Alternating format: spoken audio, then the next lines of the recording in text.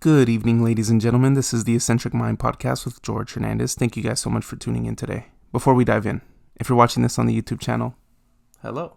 I'd appreciate a like and a subscribe for plenty more podcast episodes. And if you're on Spotify, hello. Make sure you rate us 5 stars and shoot us a follow so others can hear these tips to improve upon their endeavors. Now, today's podcast, we're going to do a deep dive into the importance of starting small and how it lays the foundation to begin seeing success in all your endeavors. Now, let's get it. Before we begin, there are many fears that hinder your ability to begin in the first place, and these are the 5. So be aware of them before you begin and eliminate the fear so that way you can begin on your endeavor. Number 1, it's the fear of extinction, fear of dying. We are naturally wired to ensure we don't die. Number 2 is the fear of mutilation, fear of someone or something hurting us or violating boundaries. Number 3 is loss of autonomy, fear that we're going to lose our control. Number 4 is fear of separation, which reveals we don't want to be abandoned. Number 5 is fear of humiliation, so your ego dying. Pretty much we want to prevent ourselves from any sort of embarrassment. Now, starting small is a subject a lot of people talk about, but before we actually get into the meat and potatoes of starting small, why do you want to begin this endeavor in the first place? Why do you want to do what you want to do? What's the purpose behind the thing that you want to do? And I bring up purpose because I recently found out that when we start to get sold something, 9 times out of 10 we have that thought that, you know what, like once they make the pitch, once the salesman makes the pitch, you know what, doesn't feel right. And I've learned that's actually based off of your biology and what your brain is designed to think. So that's the limbic system of your brain.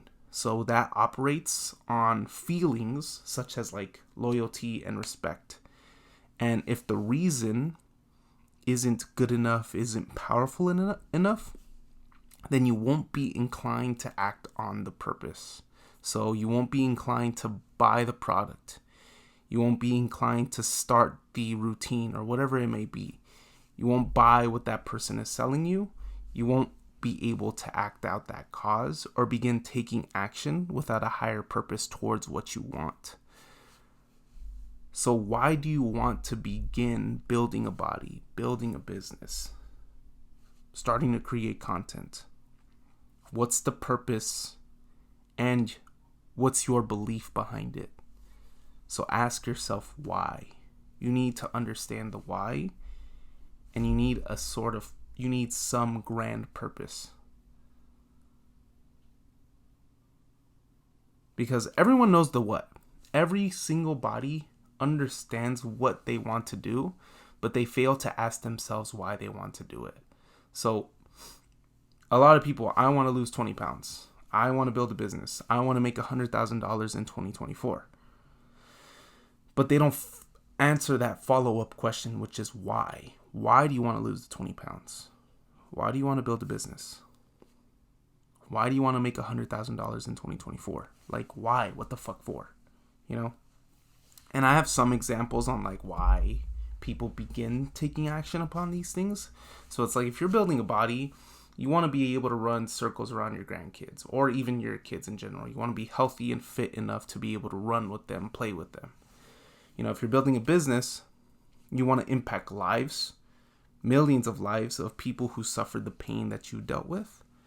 And then creating contents, like you want to innovate and share your God-given talent as an artist to entertain and inspire others. So why? Figure out your why. Build an emotional connection with what it is you want to do, and don't forget it. Something that helpful is like keeping it around, allowing it to remind you of what it is that you're pursuing. I read in David Goggins' book a long time ago, and it's like whenever that question comes up, when you're taking action, when you're working on something, And that inevitable question comes to you. It's like, why the fuck am I doing this? But then on your whiteboard in your room that you're in 97% of the time, you have your goal and you have the reason why you're taking action upon that thing. And then there, you were thinking, why am I doing this? You take a look at your fucking whiteboard and it's, oh shit. Yeah, I do got to take care of my daughter. I do got to take care of my family. I do got to provide. That's why. Okay, let me get my ass up and take action on this thing. So it's like, keep it on your mirror. Keep it on your windshield. Keep it on your billboard. Like, whatever it is, and then constantly work towards that thing. Keep repeating it in your mind over and over again until your mind clearly understands what it's working towards. Me personally, I've had some big reasons on why I was taking just an insurmountable amount of pressure and amount of work. Like there was a time I was working 16-hour days, 7 days a week from Monday to Monday. I was going to sleep at 6:45 p.m., waking up at 2:45 a.m. so that I can go to the gym at 4, hit my gym workout for an hour and 15 minutes, then go to work right after work. Then after my second job, I would get home and work on my business for an hour and a half. And then I would go to bed and repeat for months, 3 months exactly. And it's because I had this grand purpose. I had this big idea of what I wanted to achieve. And I was so solidified in taking that action that taking the action itself felt way more fulfilling than the thought of it. Right? The thought of like achieving the thing was nothing to me in comparison towards actually working towards that fucking thing. So operate based off of why. Why the fuck do you want this? Why the fuck are you creating? Why are you building this body? Why are you building this business? Operate off of why. Why do you want it? Why are you trying to create it? Why is this relevant to you? Why is this meaningful to you? Why is there such a deep emotional connection you have with it? Why? Figure out the why, and the how is seamless.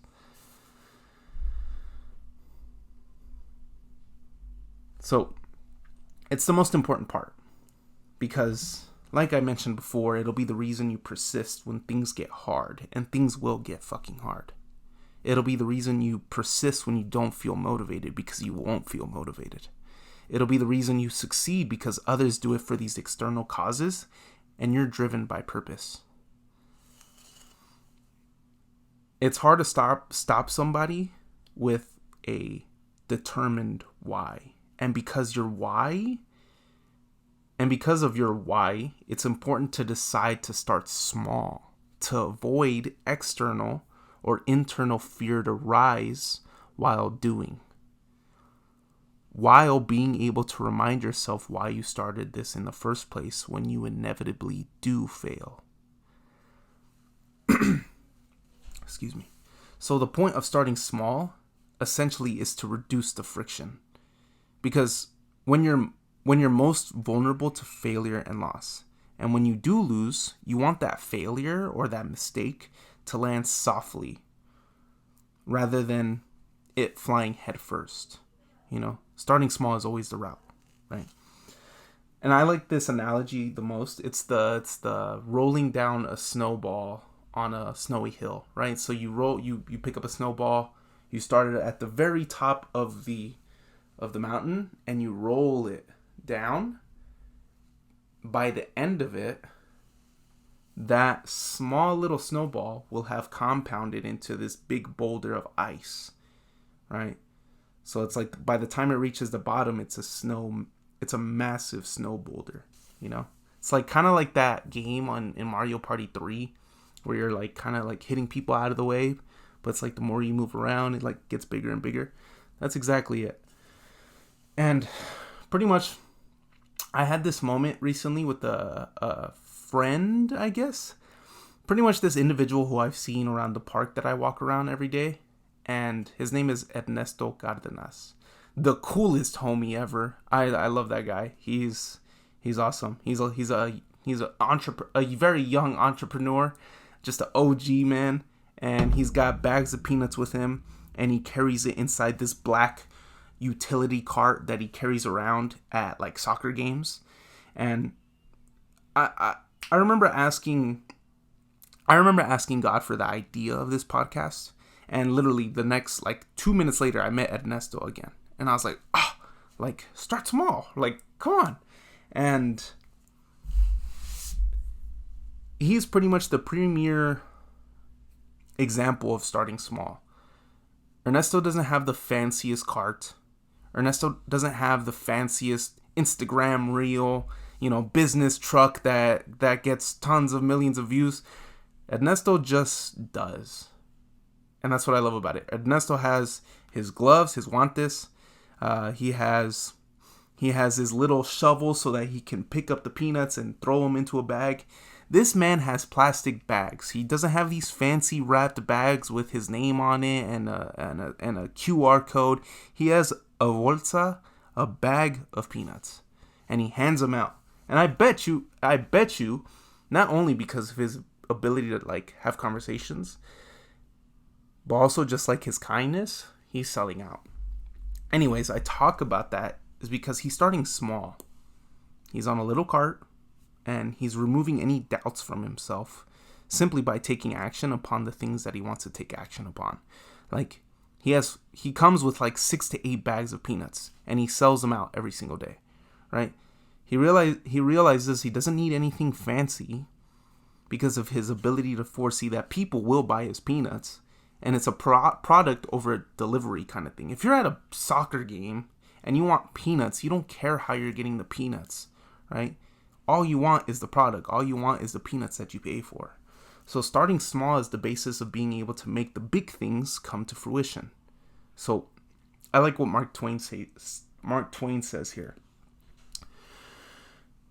And he says, to get ahead is to start in the first place. So 99% of the people want to learn to win.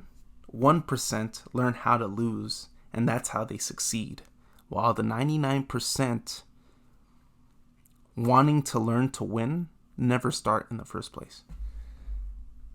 So the whole idea of being able to succeed in entrepreneurship, writing, business, podcasting, you need to lay down this foundation of habit, right? You need to lay this complete foundation of habit so that way you can begin mowing over it. But the idea of building that foundation starts when you have no experience, right? So nothing can be done without putting in the work, but to get that work done is pretty much coming from a place of like when you have everything in routine and on automation, whether it's getting the thing done first thing in the morning each day, getting it done after work each day, regardless of how you feel. You need to lay down that habit to be able to mow over it. I said in the last podcast, it's like failure constitutes growth, growth promotes failure, and perfection holds you back from starting in the first place. So start looking at your trajectory and at your results. So why should you begin starting small? Why wouldn't you try to lose 20 pounds within the next month or so? So go ahead and do it, right? Like, go do it. Fine. Just go try it. But it's like, if you can't put down the fork when you're 20 pounds overweight, if you can't drop the alcohol when you're 20 pounds overweight, and you magically lose the 20 pounds within the next month, do you think you'll be able to keep down the fork, keep down the alcohol after your get skinny approach? Probably not, right? You won't be able to keep those things down. So it's all dependent on actions and your habits. So starting small isn't sexy, guys. You take bite-sized approach and you make little actions that eventually you start seeing that progress and you eventually start seeing those results that you want. But it comes after a long-term horizon, right? It doesn't just come quick.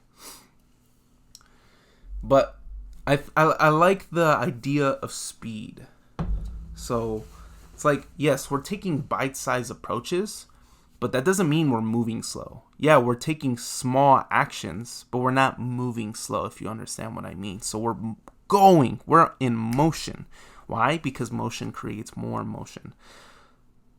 So our ability to speed through the progress, speed through these small actions and fail, that's how you'll be able to transcend your growth and transcend your progress as a result.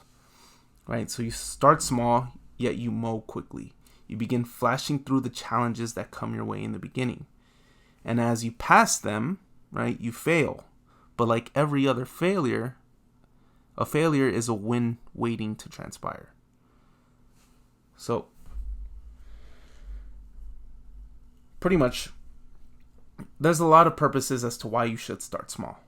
And that's because you begin to build the habit at the moment you're very motivated to do. So, yes, you saw the video. You have an idea for the business, or you're hyped up to start a gym journey. And as you do, motivation is at its pinnacle. It's at its peak, guys. You are so motivated after you saw that hype video, or, you have these thoughts about, what, maybe I'm going to start going to the gym 4 times a week, and I'm going to eat this, I'm going to eat that, and I'm going to buy these supplements, and I'm going to lose 20 pounds, and I'm going to be shredded. By the summertime, all these girls are going to want me, right? You have that motivation, right? It's critically at its highest. But the idea of needing to stay on task or staying motivated immediately drops after the next couple days, or even the next day, right? Like, your ability to stay motivated is slim to none, so you shouldn't and can't rely on motivation as a result, right? But also, once that motivation is gone, you have no external experience doing this thing. You have no idea on how to build a business. You have no idea on how to fucking build a body. You have no idea on how to use this camera that you just bought. You have no clue. So what you do is you trade your time. You trade your time giving it to the thing that you want, right? So you must trade your time in order to gain experience doing that thing. And since you lack habit, being able to consistently do it and do it and do it without any sort of response in return, you need to build it up as you go. But the only way to build habit is to actually stay consistent on that thing. And the only way to stay consistent on that thing is by starting small. And if you start small, eventually you allow that ball that we talked about, that ball rolling down the hill, to compound and become a bigger ball. You see what I'm saying? But if you decide to make the goal large and big, then you'll feel disappointed and dissatisfied when you don't reach the goal of 20 pounds in 2 weeks, Instead, start small for various reasons, and that's so you feel motivated when you stay on task. That's so you feel closer to your goals each day you take action. And that's so you're building up the habits, laying down the foundation to make that goal happen, the one that you want so badly. And the thing I'm thinking of is guys, any single thing worth pursuing is going to be hard, is going to be long. But that is why it is worth pursuing, right? You're getting something that nobody else fucking has. So, because for that reason, it's an exception, and that's what makes you exceptional, because you continue to push past for that exception, that thing nobody has. So, yes, it's a long fucking journey. I'm not going to sugarcoat shit. This journey is tough. It's long. There's uncertainty. It's not for the... Yeah, it is not for the weak-hearted. And honestly, when it comes to starting small, you're taking bite-sized approaches to get to a position that you want to get to, whether it's like a big old business. But eventually, once that motivation prematurely disposes, the automation, the ability to lay down that foundation to build up the habit, eventually grows stronger, and you're no longer running on motivation, you're running on automation, which makes you extremely hard to stop. Once you're running on automation and you've began seeing small tidbits of growth, small tidbits of progression because of your small steps, and you start seeing those small wins, and you now have the automation and the habits set in place, you now have the ability to tackle on more things as a result. Now, maybe you were going to the gym 2 times a week, you were seeing some progression. Okay, I could do 3 times, I could do 4 times. And that's when everything starts to come quicker. That's when you start seeing double the progress. Oh, I'm only at 1,800 calories, but I feel full on 1,500. You know what? I'm going to stay on 1,500 calories, right? So it's like, build up the habit first by starting small. Once you've built up the habit, then you can tackle on other tasks that allows you to transcend your growth and also compound as a result, right? Motivation prematurely disposes the more you begin doing. But as you persist, gone is the motivation and in comes the automation. That's when you become hard to stop. So, get rid of the fantasies upon the first attempts. It's going to look nothing like the way you had anticipated it in your head. Why? Because it's your head, guys. It is your mind. You can create any single thing that you want in your mind. Okay? So, don't shy away when it doesn't look exactly how you want it to look. Okay? You can do anything you want with your mind. So, obviously, it's not going to always look, especially at the beginning, right? But the thing I want you to know is, like, that happens. Like, the thought that you have up here can eventually come out here if you just consistently stay in that right direction. Though it may not feel like you're making these like game-changing progress or results, see it as how much you're getting done, how much smoother it is, and how much you're able to improve, right?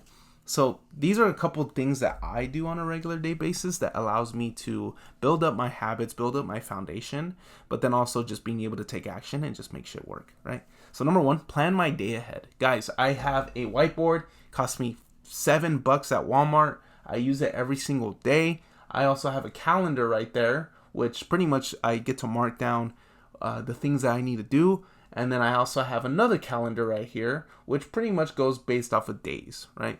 So plan ahead, like plan your fucking day ahead, plan your month ahead, plan your goals, right?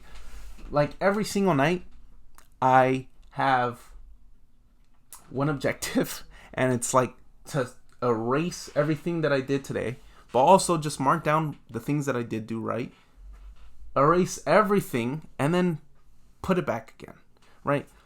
And honestly, my days look relatively similar every single day. Like I wake up, I pray, I walk, but every single time I write it down, it's like, okay, I put this on the board, it needs to fucking get done. And it's like as soon as you wake up, now you have like, oh shit, I gotta get this done, I have this done, I gotta get this, I gotta get that. Like it just makes you so much more productive in your ability to do these things. Block times, yes. One second. Respect your time, man. The difference between a lot of successful people is like their ability to shun away time. Like, time is everything, bro. Time is the most finite source. We don't have enough time. And your ability to like people that say, I'll wait for it till tomorrow. What makes you think you have tomorrow? Like, understand that your time is literally the most valuable asset in order to make your success come true, right? So it's like, discipline yourself to rid any distractions or anything stunting your ability to do what you intended to do in the first place. This is important. So block times. Let's say, personally, I'm a bit more creative early in the morning. So I block that time off. I don't use Instagram. I don't use X. I don't use YouTube. I completely block off that time because I know that is an important time for writing. That's an important time for creation. That's an important time for editing and making videos. So from 7 to 11,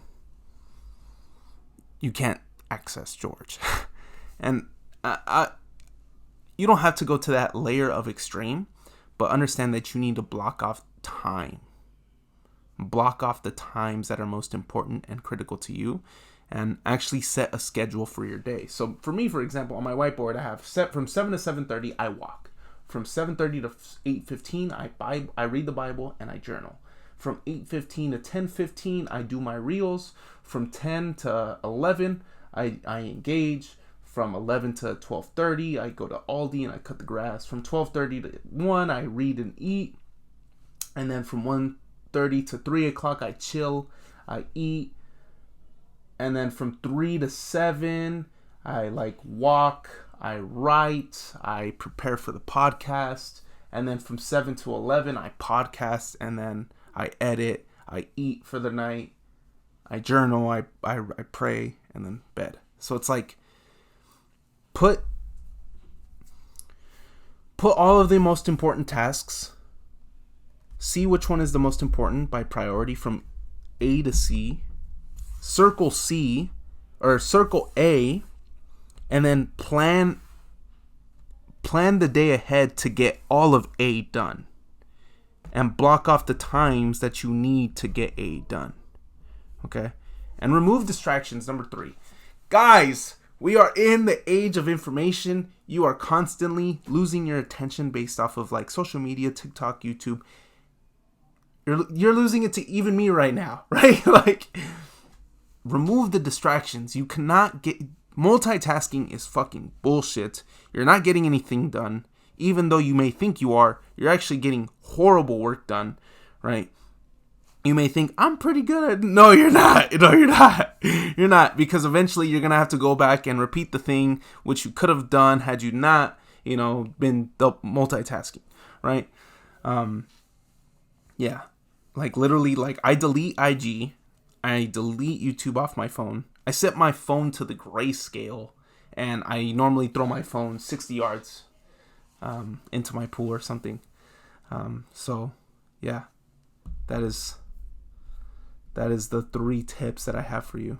So, pretty much, guys, that will pretty much wrap it. Oh, you know what? There's a quote that I like that I think kind of relates to what we're talking about here. And it's a Bruce Lee quote. And it's beautiful. I love it. He goes, like everyone else, you want to learn the way to win, but never to learn the way to lose. To accept defeat, to learn to die, is to be liberated from it. You must free your ambitious mind and learn the art of dying. This in and of itself, understand this quote, you'll be able to see success in anything. Every single body on this planet wants to win. They want to feel the trophy on their face. They want the crowd to recognize them. Everyone wants to learn to win. Everyone wants to learn how to get the body, how to build a business, how to make $100,000 in 2024, right? Everyone wants that. No one says no to that, right? But they will never learn the way to lose. And learning the way to lose, it's like everyone begins a business so they can win right away. Nobody wants to lose, and their unwillingness to lose sets them apart from the people who will lose so often and call it a Sunday, then pick it back up and keep moving. They don't know that losing is a part of the process. Ego doesn't allow them to lose, so they never start in the first place. Banger, George. To accept defeat, to learn to die, is to be liberated from it. Liberated means be free from. To learn to die doesn't necessarily mean death, but it means accepting discomfort, accepting that you will fail, accepting that you'll make mistakes, accepting that you suck, accepting discomfort, right? To learn to die is to be liberated from it. The more you suck, the more you fail, the more the more you lose, right? The more you accept discomfort, the more lonely you are, the more you're free from it because of how often you've subjected yourself to it. And you've grown acclimated to it as a result. To learn to die is to be liberated from it. You must free your ambitious mind. Let go, bro. Everyone is ambitious. Everyone has these ideals of becoming their best self. A lot of people want these, great tangible things, but because up here in their head, they see it in a different way. They see it that they deserve these things. They see that they're capable of these things, of how good we are, and that you don't have a place to be failing and that you shouldn't be failing. Like a place to be losing because of how you see yourself. Let it go. Like that is the ambitious mind holding you back from your actual gifts. Your inability to accept yourself as a beginner holds you back from ever becoming an expert. Oh, that's fire, George. I just thought of that. And learn the art of dying. Embrace the discomfort. Eventually, the more you fail, the more you lose, the likelihood of your success increases than letting your ambitious mind stunt your ability to start in the first place. That is a banger quote by Bruce Lee. I fucking love that one. Now, well, guys, that's been it for the Eccentric Mind podcast. Thank you guys so much again for tuning in. We're kind of going all into this podcast, and I'm really loving it. I'm researching topics that I genuinely love. I'm having fun. I'm having a fucking ball doing this shit. Normally, all day I'll look forward to this, thinking it's going to last like hours and hours and hours, but it only lasts like 30 minutes. So, yeah, till the next time, guys, I hope you have a beautiful night. God bless. Have a great one.